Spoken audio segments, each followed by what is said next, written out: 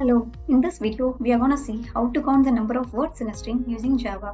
All the necessary dependent libraries and code snippets used in this video is available in description. We use kandi to find the code snippets. Go to kandi.openvivo.com. In our case, we are going to find words counter from input using Java. Here, we can see a list of code snippets, but I'm going to use the first snippet. Copy the snippet. Before pasting it in an IDE, create a class named words counter. Inside the class, create a main method.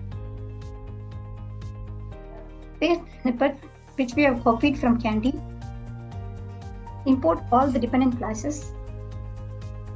And now we are ready to run the code, but before running the code, we'll go through the code line by line. In this line, we are creating a new array list of string named as array list. And here we are initializing an integer variable named as words to keep track of total number of words read from the input. And this following lines of code reads the input from console line by line using the scanner object.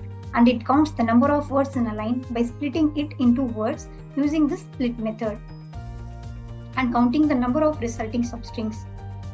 And this system.out.println line prints the current number of lines and words to the console. This loop will continue until there is no more input to read from the user. And finally, the scanner object is closed. Now we'll run the code. I'll give input as I'm a Java developer. And here is our output, which consists of only one line and 5 words. And that's all.